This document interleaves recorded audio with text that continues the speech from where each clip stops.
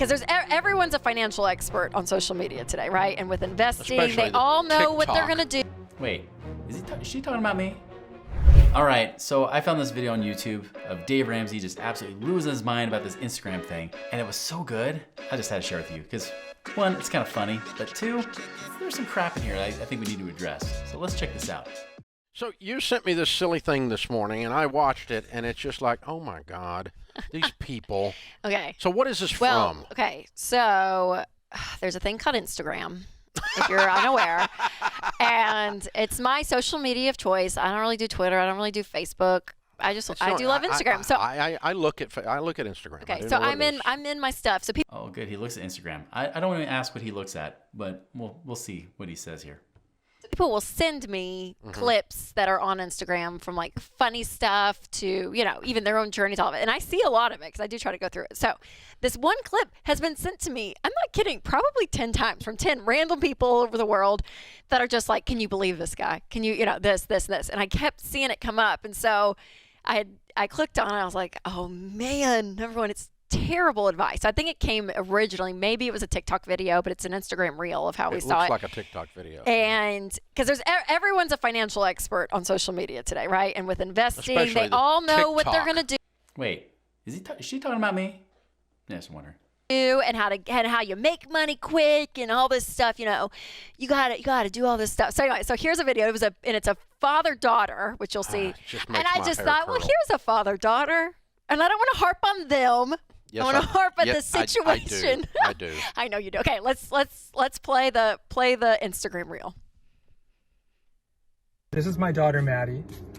We're at a car dealership right now, and she's about to buy her first car. Tell me how you're buying your first car. This morning, I went to the bank. I got my first car loan. I qualified for $15,000. At what interest rate? 3.5%. With the money that I have saved up, I have $7,000 in cash. I'm going to invest that into an Airbnb property and get 14% interest back, so that way I can use that money to pay off my car loan. So basically, kind of getting a car for free.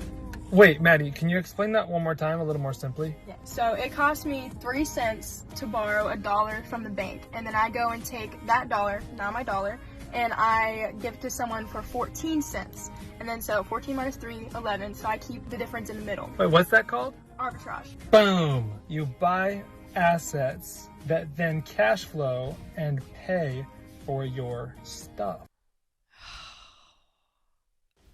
How many of you guys would actually like to have a teenager that could do this and actually know this stuff? I think that's pretty cool.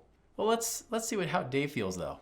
Let's see if he's going to be the doting grandpa or the grumpy grandpa. I mean, he's so proud. Well, I mean, he's so slimy. There's a few things. You need to take a shower after watching that guy. Oh my gosh. It just drips in arrogance. Well, there's a lot of things about this. Number one, I really don't feel like you can get an interest rate. I don't think you can get a loan. How old was she then? She's 15. She cannot get a bank loan. No, so he co-signs, which probably. Yes. That's actually correct. You cannot actually get a bank loan by yourself if you're 15. You can co-sign. Probably help get a lower interest rate. And then, what I don't understand is the $11,000 in an Airbnb property. You can't buy an Airbnb property for $11,000 either. You could invest in it with a bunch of partners into an Airbnb. That's bull, Dave. Actually, you can spend even less than $5,000 to get an Airbnb property. How? You do Airbnb arbitrage. You actually rent the property instead of buying the property, and then you turn around and sublease it to those short-term renters. So yes, you can actually do it for about $5,000 or $10,000. So $11,000? Yes, absolutely, you can do that. So sorry, Dave, you're a little behind the times. This has been going on for a decade. Airbnb property, and that's assuming the Airbnb property stays rented and the local city council doesn't pass a law against Airbnbs, in which case your little butt would be broke at 15 years old because your father's a moron. Oh my God. Wow, that's awesome. He's so positive. I love it. Was I unclear? No. I was like, we're not going to harp on the people. We're going to harp on the idea. Too late. But speak to the notion, though, because that stuff is everywhere. That you borrow this, you take that percentage and that difference, and you go get that asset, and then in this and that. And you play this game. Full disclosure, I had you on stage at 15 years old. Okay. What a slimy. So full disclosure. So full disclosure. That is true. You would be I have selling done your the kids' difference books is the difference on is the stage. advice that we were giving was not so bad, and we were not as slimy or condescending. I don't think. Condescending? Hello? You were completely condescending just now. So maybe you weren't back in those days. Maybe you're just a grumpy old man now in your 60s. That's not even that old, but all right. I don't think. Oh my God! It's called arbitrage, which is Greek for I'm stupid. Oh my God!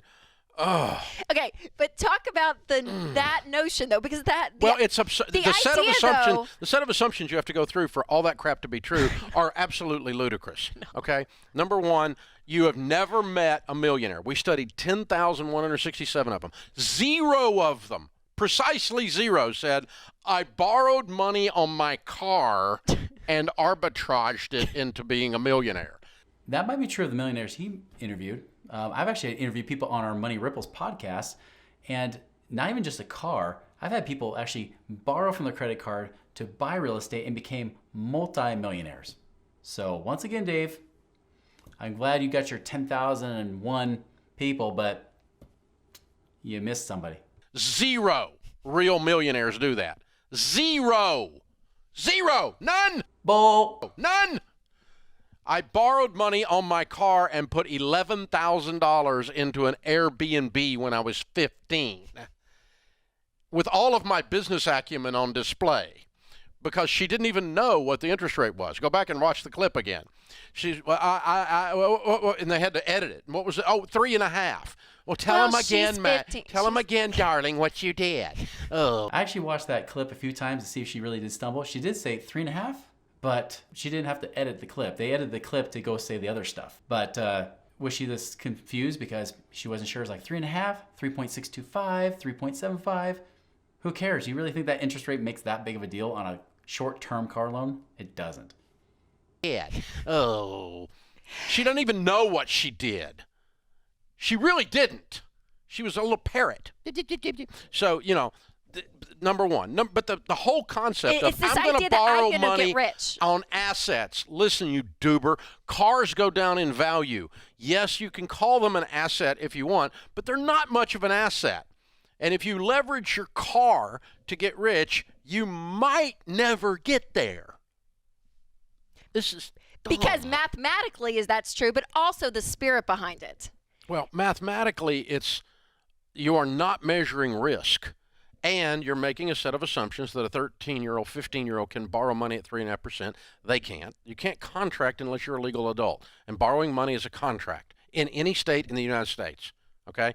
That's why a kid can't have a mutual fund. You have to have a custodial account. That's why a kid can't have a savings account or a checking account. You have to have a parent on there as a custodian. True. Because kids can't contract. They can't buy beer and they can't borrow money from a car dealer. God. Beer. There's an interesting asset he didn't mention yet until just now. When did I think of that? So now then, once you've done all that, though, let's just pretend you weren't a kid and you went and really borrowed money at 3.5%. Here's the thing. You have to follow factual causation. Find people who have actually done your theory. Find me one who 15 years later, using that type of system, is a millionaire or greater. You can't find them because they're not there.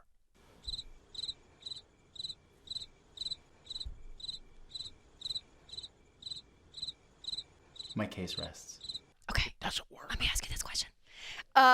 Because there's this thing that is floating around in the culture. There really is, though. It's called stupidity. That I know. Let me just present the stupidity, and then you can debunk it because you're really great at that right now. Okay. That if you just want to kind of be maybe you can just you can have some wealth, and you just that's what investing does, and it's more. But if you really want to become super wealthy, you have to be in real. You have to do these things, these jump through hoops, and you're doing math that most people can't grasp and understand because you're playing the game. I mean, this is a perfect example. Like the way he's It's called arbitrage. The way he's explaining it makes it feel like, oh, there's something I'm missing. It's a big word. And in order to build wealth and to become rich, there's other systems that I don't know about that can cause me to become rich. Yeah. And is there a level of that, though? 30 years ago when I came on the air, the secrets of the rich were out there then. Everybody's got a book, 7 Secrets to Getting Rich. Here's the problem. It's not a secret. There's not a magic sauce. There's not a magic sauce. McDonald's special sauce is basically Thousand Island. There is no special sauce, okay? There's not any. It's it. I mean, you got to live on less than you make. You have to invest steadily over a long period of time. And there is no I learned a new word and that made me wealthy. If maybe compound interest would be close, okay? But compound interest works over time, with time, and consistency. So maybe that's a new word for him, and he learns that word, and that's a good word. But the people that say they're looking for a shortcut. I mean, that's what it is. That's what I'm saying. And they're brilliant. They're brilliant. They know things because they're on TikTok, and they know. Oh God, shoot me. All right, we're going to stop there. I didn't quite get his opinion. Did you? Obviously. So here's where I'll agree with him.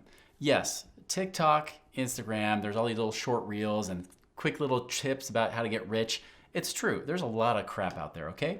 That I completely agree with him on that. And everybody seems like they're an expert when they get on TikTok. And it's just not true. The problem is that he's talking about from his limited mindset. Now, understand when he's talking about how he got rich, maybe everybody could start a Dave Ramsey, Financial Peace University like he did, make hundreds of millions of dollars, and then take that money and save and compound interest, and then eventually I'll be worth over $100 million.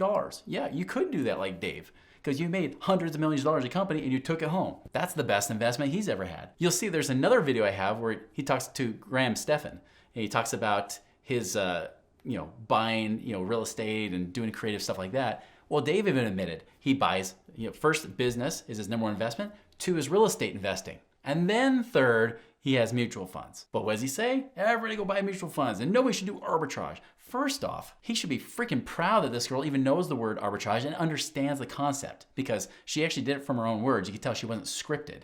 She did that. Arbitrage is the same thing the bank does to you. By the way, he's like the perfect advocate for the bank to rip you off, because banks love to do that to you. If using arbitrage was so bad, why did the banks do it so much? Why are the banks borrowing your money in your savings account? Because it doesn't just sit there collecting dust. They borrow the money from your savings account, they turn around, loan it back to you at a higher rate, and makes money off of you. They're literally in the banking business. They are doing arbitrage on you every single day. Yet he's saying, oh, don't do arbitrage. And I'm smart because I use the big word like arbitrage. Arbitrage is not a hard concept. All you have to do is have a bank account, walk in, look at the savings rates over here, look at the loan rates over here, and you'll say, oh, they make money there. That's what cost them. That's where they make it. It's not a rocket scientist type of thing. If he's that dumb, stupid, as he likes to say, if he's that dumb, I'm sorry. Even worse, if he thinks you're that dumb, you can't even grasp that little concept, including, according to him, a 13-year-old girl that's buying a car, which obviously she's not 13. I think that's fascinating. But if he thinks a teenager can't grasp this concept, then what is he even here for? Why do we even need him? And yes, he's right. There's been always these secrets of how to build wealth. Well, guess what? A lot of them have talked about creative strategies. Nothing Down in the 90s. You remember that book? That's when he was starting to come out. Nothing Down in the 90s by Robert Allen. That book taught people how to put nothing down and buy real estate and get rich off of real estate. He proved it. He did it. Many people, including my own friends, have done the same thing, the same methods, just like that, to become multimillionaires in the real estate game. How many multimillionaires have been created from saving their stupid 401ks and mutual funds? Hardly any. And even then, they're barely into the millions if they're lucky. But real estate, there's people that have done with nothing down, and they've done it. Now, I will come back to agreeing with Dave again. Some people think it's just that easy. But here's the problem. It's really our fault, all right? We're so ADD nowadays that we don't even want to watch a full-length video. Heck, if you even got this part of the video, congratulations, you're less ADD than the rest of the world. Because many people just want these short little 30-second, 1-minute sound bites to help them figure out the secrets to the universe. And you're not going to get that. You need someone to actually give you more advice than just that. This is just the gateway to help you to learn more. So for them to rip on that on a 60-second soundbite is dumb. It's stupid, okay, as he would say. It's just dumb. You know, you have to get more experience. So yes, I agree. Sound bites, it's not everything. But if it gets your attention to get you to want to learn more, which they also admitted to, and it changes your life and you start to open your mind beyond the traditional crap of saving your money, paying off your debt, and only having the ordinary average life of being broke later on, which is that ordinary life of those people. How do I know? Because the Dave Ramsey poster children come to us asking us, how do we create passive income? We're asset rich, cash poor. How's it going to work? Okay, this is how. And I'm not saying you have to do creative strategies to arbitrage to do short-term rentals. You don't have to do any of that. You can do much more passive things that are easier than that kind of thing. But I applaud that father teaching his daughter, creating a legacy. Because if I were taught that when I was 15, 16 years old, I would have thought my dad was a rock star. He didn't know that stuff back then, neither did I. But our children, we're teaching our children that kind of stuff now. We're teaching them that passive income is better. Alternative investing is better than taking the traditional route. So I applaud that father and his daughter for, regardless of what Dave Ramsey says, his opinion doesn't matter.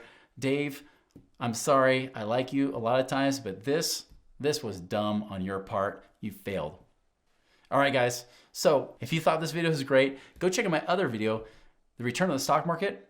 Was I right? Well, let's find out.